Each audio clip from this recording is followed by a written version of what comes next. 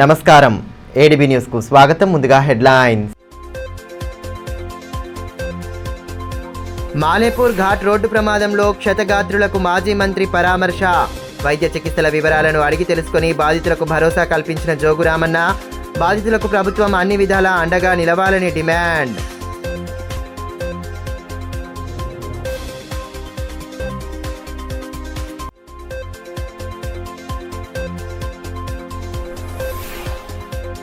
మధ్యాహ్న భోజన కార్మికుల సమస్యలను వెంటనే పరిష్కరించాలి. ఎంఈఓ కార్యాలయం ఎదుట నిరసన నినాదాలతో ధర్నా.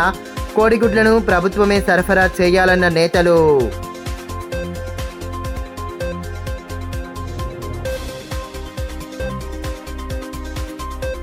మాలేపూర్ ఘాట్ సమీపంలో ఐచర్ వాహనం బోల్తా పడిన ఘటనలో బాధితులకు ప్రభుత్వం అండగా నిలవాలని మాజీ మంత్రి జోగురామన్న అన్నారు. రిమ్స్లో చికిత్స పొందుతున్న క్షతగాత్రులను ఆయన పరామర్శించి ధైర్యం చెప్పారు. ప్రమాదంలో 2 మృతి చెందడం పట్ల తీవ్ర దిగ్భ్రాంతి వ్యక్తం చేశారు. జంగూబాయి దేవస్థానానికి మొక్కులు తీర్చుకోవడానికి వెళ్తూ ఆదివారం నార్నూర్ మండలం మాలేపూర్ ఘాట్ సమీపంలో ఐచర్ వాహనం బోల్తా పడిన ఘటన తీవ్ర కలకలం సృష్టించింది. ఈ ప్రమాదంలో 2 మృతి చెందగా 47 మందికి గాయాలయ్యాయి. తీవ్ర గాయాలతో బాధపడుతున్న క్షతగాత్రులను హుటాహుటిన రిమ్స్ ఆసుపత్రికి తరలించి వైద్య చికిత్సలు అందజేశారు. కాగా మాజీ మంత్రి బీఆర్ఎస్ జిల్లా అధ్యక్షులు జోగురామన్న ఆసుపత్రిలో చికిత్స పొందుతున్న వారిని పరామర్శించారు. వైద్య చికిత్సల వివరాలను రిమ్స్ డైరెక్టర్ జయసింగ్ రాథోడ్ను అడిగి తెలుసుకున్నారు. బాధితులకు ఎటువంటి ఇబ్బంది కలగకుండా నాణ్యమైన చికిత్సలు అందించాలని సూచించారు. ప్రమాదం జరిగిన తీరును బాధితులు ఆయనకు వివరించగా ధైర్యంగా ఉండాలని భరోసా కల్పించారు. ఇందులో నాయకులు యూనుస్ అక్బానీ, విజయగిరి నారాయణ, పరమేశ్వర్, సతీష్, మర్సకోల బాపురావు, అశోక్, దేవిదాస్, విఠల్ తదితరులు పాల్గొన్నారు.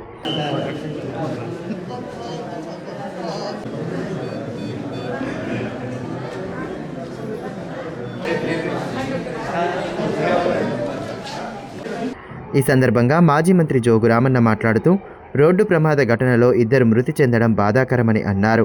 గాయపడిన వారికి మెరుగైన చికిత్సలు అందుతున్నాయని తెలిపారు. బాధితులకు ప్రభుత్వం పూర్తి స్థాయిలో అండగా నిలవాల్సిన అవసరం ఉందని, వారికి తక్షణ సహాయం అందించే దిశగా చర్యలు తీసుకోవాలని డిమాండ్ చేశారు.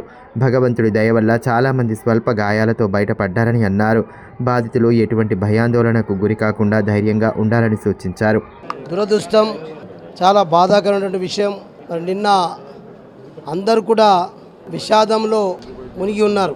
జంగూబాయి దేవస్థానానికి సంబంధించి గుడెత్తూరు మండలం నుంచి సూర్యగూడ గ్రామాల నుంచి మొత్తం ఒక ఐచర్లో మరి అందరు కలిసి జంగూబాయి దేవస్థానానికి దర్శనానికి కొరకు వెళ్ళడం జరిగింది. దురదృష్టవశాత్తు మరి అది రోడ్డు ప్రమాదంలో నారూరు మండలం కొత్తగూడ మాలేపూర్ ఘాటు పైన ఐచరు పల్టీ తినడం వల్ల మరి పలువురికి తీవ్రమైనటువంటి గాయాలు జరిగినాయి. అదృష్టం ఏంటంటే తలకు తక్కువ మందికి తగిలింది. కాళ్ళు చేతులు విరగడం, కాళ్ళు విరగడం, ఈ రకంగా ఆదిలాబాద్ రిమ్స్కు 35 మంది రావడం జరిగింది. దురదృష్టం ఏంటంటే దాంట్లో 2 మరణించడం జరిగింది. నాగుబాయి, మల్కు 2 చనిపోయినారు.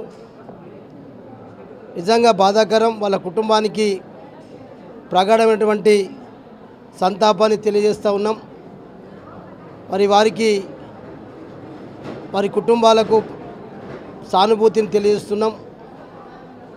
అట్లనే భగవంతుడు వారి ఆత్మకు శాంతి చేకూరాలని చెప్పి కోరుతూ ఇంకా 33 మంది ఆదిలాబాద్ రిమ్స్లో చికిత్స పొందుతున్నారు.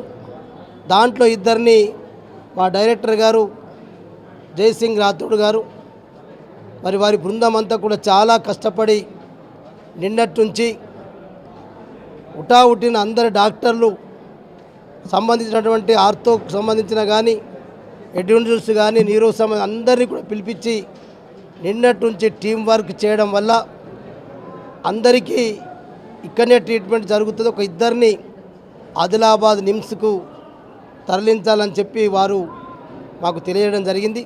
అదేవిధంగా మాజీ ఎంపీ సోయం బాపురావు సైతం క్షతగాత్రులను పరామర్శించి వారికి ధైర్యం చెప్పారు.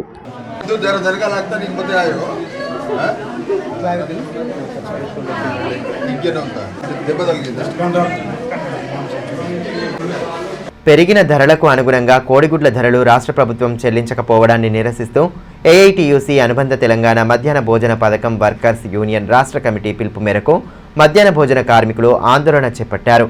జిల్లా కేంద్రంలోని మండల విద్యాశాఖ అధికారి కార్యాలయం వద్ద నిరసన తెలియజేశారు. అనంతరం సంబంధిత అధికారులకు వినతి పత్రాలు అందజేశారు. పెరుగుతున్న ధరల కారణంగా ప్రభుత్వ పాఠశాలల్లో విద్యార్థులకు మధ్యాహ్న భోజన కార్మికులు కోడిగుడ్లు పెట్టలేని పరిస్థితిలో ఉన్నారని, ఈ విషయంపై ఒత్తిడి తీసుకురావడం సరికాదని ఏఐటీయూసీ రాష్ట్ర కమిటీ సభ్యులు కుంటాల రాములు అన్నారు.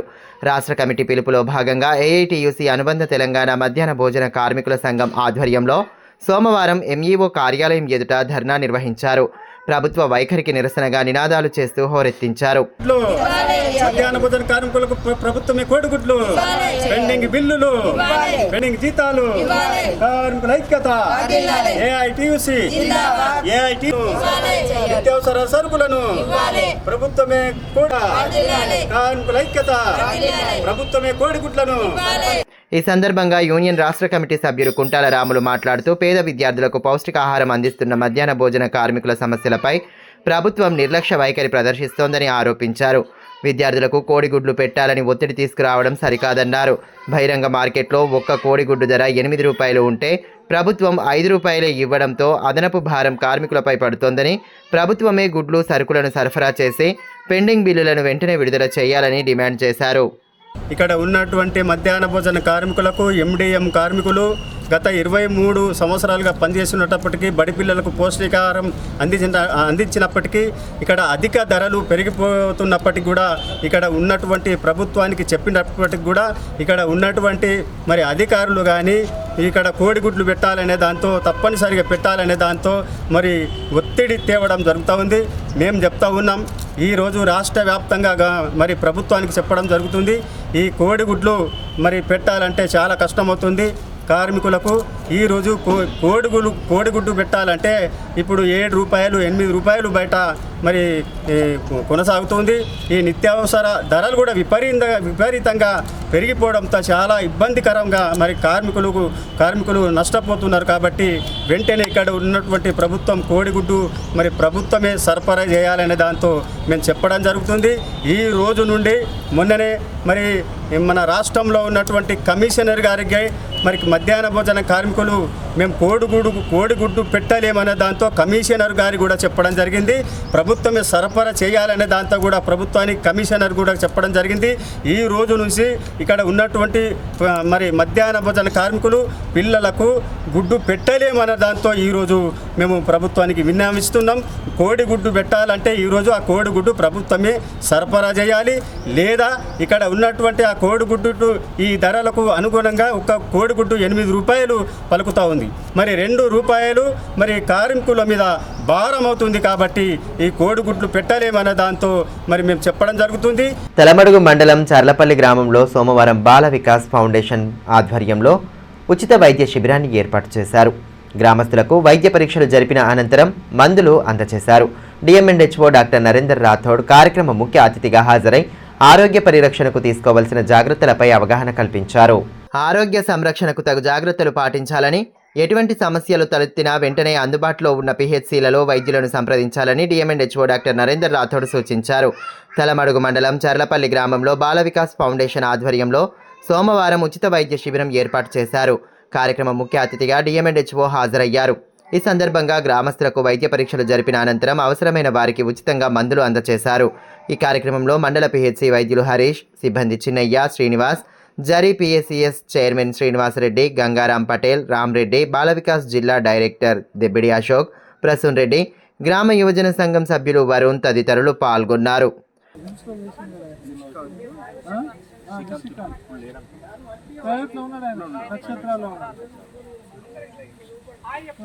మరి ఎమర్జెన్సీ ఉంటుంది అడ్మిషన్ వేయించుకుంటే మనం జక్కుల శ్రీకాంత్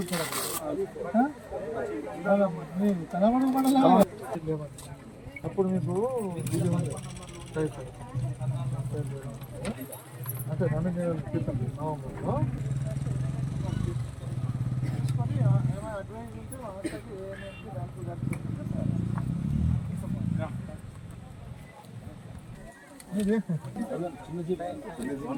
పాపులేషన్లో ఇప్పుడు ఎంతమంది కిడ్నీ డిసీజ్ ఉన్నది అలవాటు. ఈ సందర్భంగా డిఎంఎన్హెచ్ఓ నరేందర్ రాథోడ్ మాట్లాడుతూ గ్రామంలో కిడ్నీ సంబంధిత బాధితులు ఉన్నట్లు తమ దృష్టికి వచ్చిందని అన్నారు. వ్యాధుల బారిన పడకుండా చిన్నపాటి జాగ్రత్తలు తీసుకుంటే ఆరోగ్యాన్ని సంరక్షించుకోవచ్చని తెలిపారు. గ్రామంలో ఉచిత వైద్య శిబిరం ఏర్పాటు చేయడం పట్ల అభినందనలు తెలియజేశారు.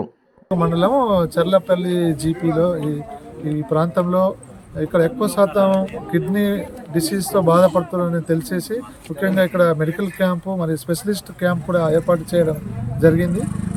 ఈ గ్రామంలో మొత్తం పాపులేషన్ 500 ఉంటే ఇందులో గత సంవత్సరము 6 మెంబర్స్ వరకు కిడ్నీ డిసీజ్తో చనిపోయారని గ్రామస్తులు తెలవడం జరిగింది. అదేవిధంగా ఎట్ ప్రజెంట్ అయితే 8 మెంబర్స్ కిడ్నీతో బాధపడుతున్న వాళ్ళు ఉన్నారు. వివిధ ట్రీట్మెంట్ కూడా జరుగుతున్నది.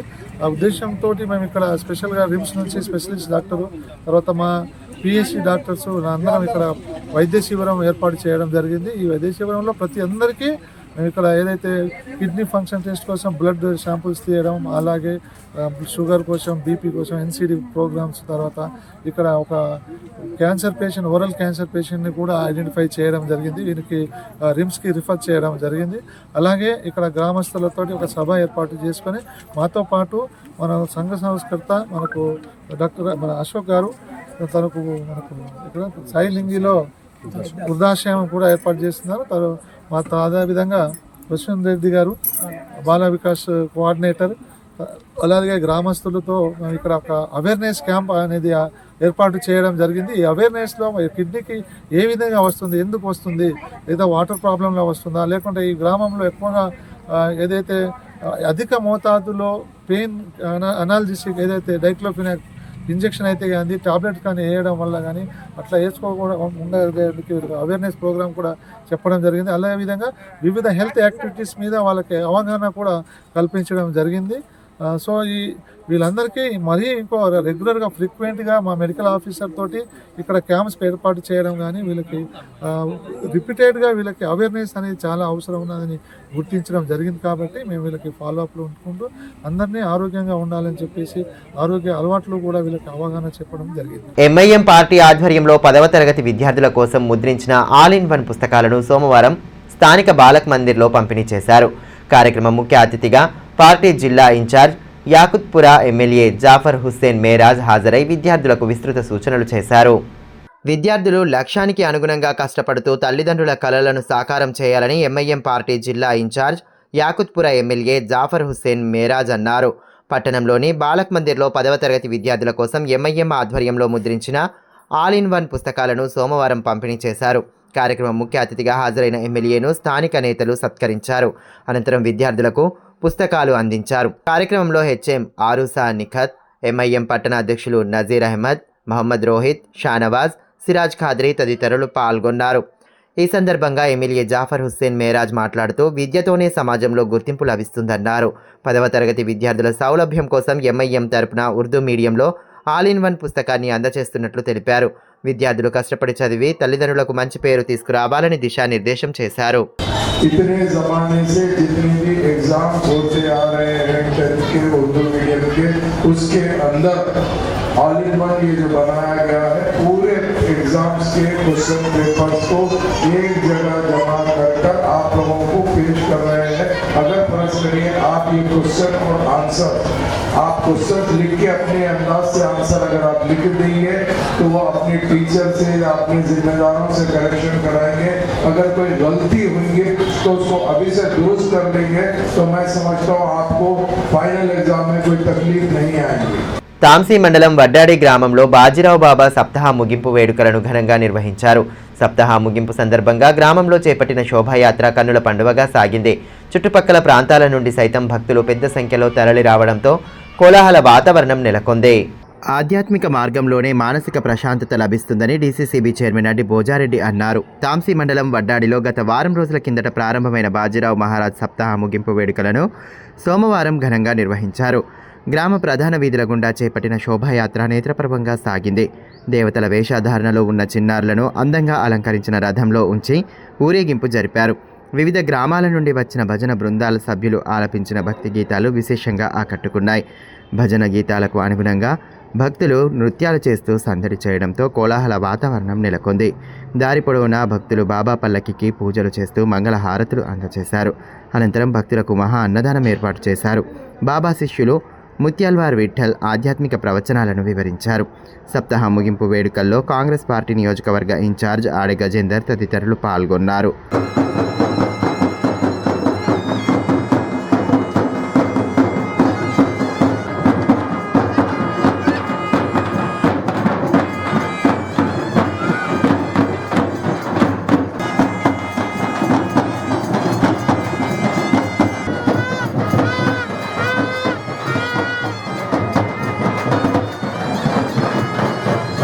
ఈ మేరకు డీసీసీబీ చైర్మన్ అడ్డి భోజారెడ్డి మాట్లాడుతూ బాబా చూపిన సన్మార్గంలో ప్రతి ఒక్కరూ నడవాలని అన్నారు. బాబా బోధనలతో అనేక మంది చెడు అలవాట్లకు దూరంగా ఉంటూ ప్రశాంత జీవనం గడుపుతున్నారని అన్నారు. గ్రామీణ ప్రాంతాల్లో ఆధ్యాత్మికత ఉట్టిపడేలా వేడుకలను నిర్వహించడం పట్ల అభినందనలు తెలిపారు. నేను ఆదిలాబాద్ జిల్లాలో పుట్టిన కాబట్టి ఒక మార్పు తీసుకురావాలన్న ఆలోచనతో ప్రతి గ్రామంలో ఈరోజు సప్తాహ కార్యక్రమం నిర్వహించడం జరుగుతూ ఉందని చెప్పి ఈ సందర్భంగా మనం ఇస్తూ ఉన్నాను. ఇటువంటి మహానుభావులు ఆనాడు చూస్తూ ఉంటే దేవుడు రాముడు కానీ, శ్రీకృష్ణ భగవంతుడు కానీ, శివుడు కానీ, వీరి శివుని ఆజ్ఞ లేనిది సీమ కూడా కదలంటారు. ఆ శివుని ఆజ్ఞతోనే ఈరోజు బాజీరావు బాబా గారి వారి ఆలోచనతో ఒక మార్పు తీసుకురావాలని చెప్పి ఈరోజు కంకణం కట్టుకొని భజన కార్యక్రమాలు ఏ గ్రామానికి పోయినా 5-6 రోజులు భజన కార్యక్రమం చేస్తూ భజన ద్వారా గతంలో కూడా భజనల ద్వారా ఒక మార్పు తీసుకురావాలని చెప్పి గ్రామంలో ఒక మార్పు తీసుకొచ్చి గ్రామం అభివృద్ధి కావాలని చెప్పి ఆలోచనతో ఈరోజు ముందుకు పోతా ఉన్నారు. అదేవిధంగా గ్రామంలోని స్వయంభూ లక్ష్మీ నరసింహస్వామి ఆలయంలో 5 లక్షల రూపాయల నిధులతో నిర్మించిన షెడ్ను DCCB chairman Addi Bhojareddy, Congress party నియోజకవర్గ ఇన్ఛార్జ్ ఆడే గజేందర్లు ప్రారంభించారు. అంతకుముందు ఆలయంలో ప్రత్యేక పూజలు చేశారు. ఆలయ పండితులు విఘ్నేష్, నందకిషోర్లు వారికి తీర్థప్రసాదాలు అందించారు. అదేవిధంగా అతిథులను శాలుబాలతో సత్కరించారు. కాంగ్రెస్ నాయకులు శ్రీధర్ రెడ్డి, కౌడాల నారాయణ, సంతోష్, లింగన్న, గంగాధర్, ఆలయ కమిటీ చైర్మన్ శ్రీకాంత్, వెంకన్న, కాడెపోతన్న తదితరులు పాల్గొన్నారు.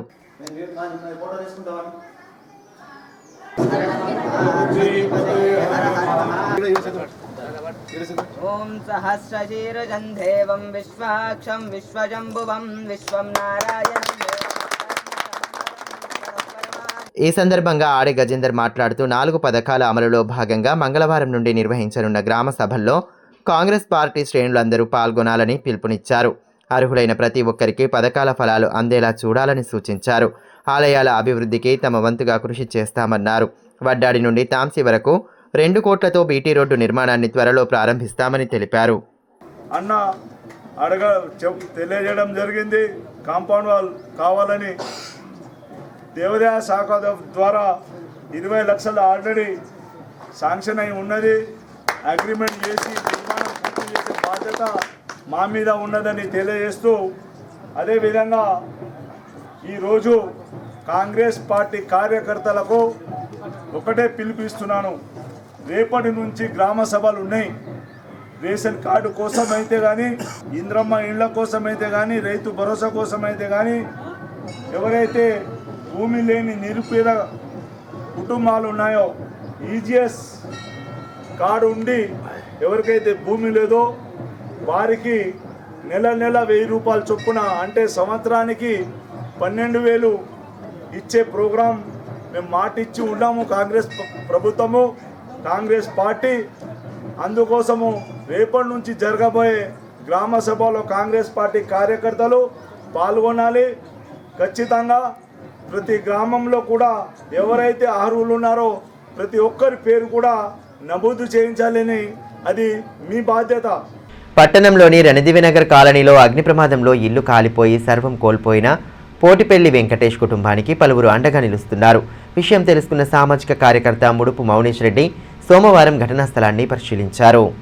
అగ్ని ప్రమాదం జరిగిన తీరును బాధితులు ఆయనకు వివరించగా వారికి ధైర్యం చెప్పి భరోసా కల్పించారు. అనంతరం బాధిత కుటుంబానికి తక్షణ సహాయంగా 5,000 రూపాయల ఆర్థిక సహాయం అందచేసి మానవతా దృక్పథాన్ని చాటారు. ఆయన వెంట కాలనీ వాసులు రాహుల్, అశోక్ రెడ్డి, శివ, సురేందర్ రెడ్డి, సాయి తదితరులు పాల్గొన్నారు.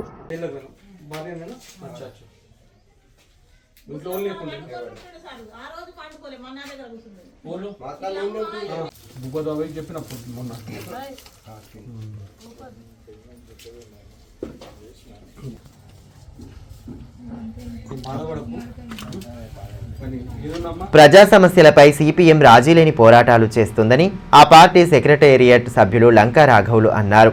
సంగారెడ్డిలో జరగనున్న పార్టీ రాష్ట్ర మహాసభలకు సంబంధించిన వాల్ పోస్టర్లను సోమవారం ఆవిష్కరించి కార్యక్రమ వివరాలను తెలియజేశారు. సంగారెడ్డిలో జరగనున్న సిపిఎం రాష్ట్ర 4వ మహాసభల సందర్భంగా నిర్వహించనున్న బహిరంగ సభను విజయవంతం చేయాలని ఆ పార్టీ సెక్రటేరియట్ సభ్యులు లంకా రాఘవులు పిలుపునిచ్చారు. పట్టణంలోని సుందరయ్య భవన్లో ఏర్పాటు చేసిన సమావేశంలో మహాసభలకు సంబంధించిన వాల్ పోస్టర్లను ఆవిష్కరించారు. అనంతరం కార్యక్రమ వివరాలను వెల్లడించారు. కార్యక్రమంలో నాయకులు బండి దత్తాత్రేయ, ఆర్ మంజుల, ఎన్ స్వామి, లింగాల చిన్నన్న తదితరులు పాల్గొన్నారు.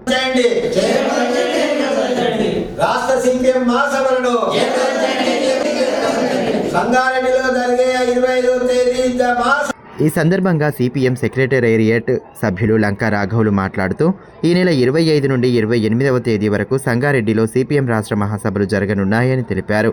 గత మహాసభల ద్వారా 3 సంవత్సరాల కాలంలో చేసిన ఉద్యమాలు, పోరాటాలను సమీక్షించుకోనున్నట్లు తెలిపారు.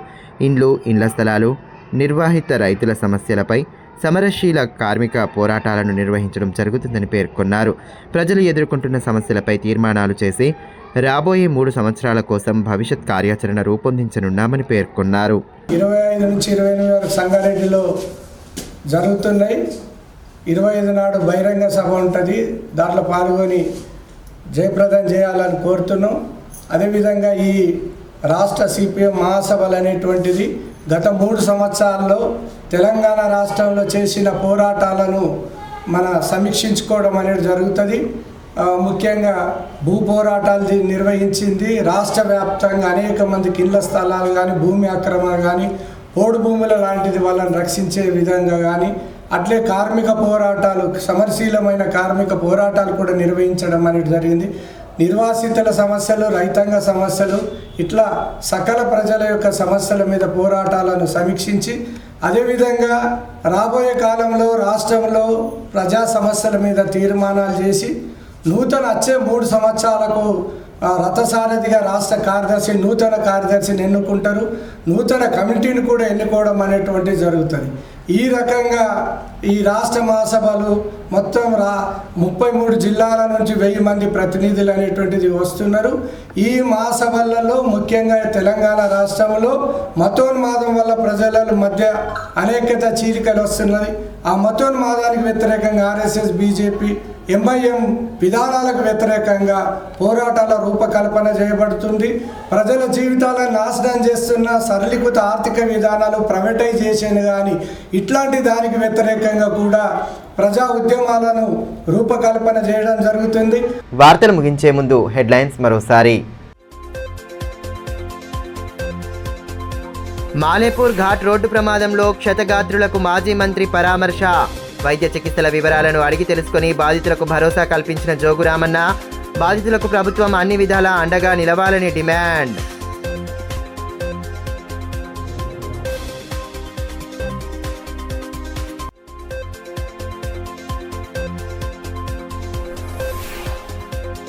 మధ్యాహ్న భోజన కార్మికుల సమస్యలను వెంటనే పరిష్కరించాలి. ఎంఈఓ కార్యాలయం ఎదుట నిరసన నినాదాలతో ధర్నా. కోడిగుడ్లను ప్రభుత్వమే సరఫరా చేయాలన్న నేతలు.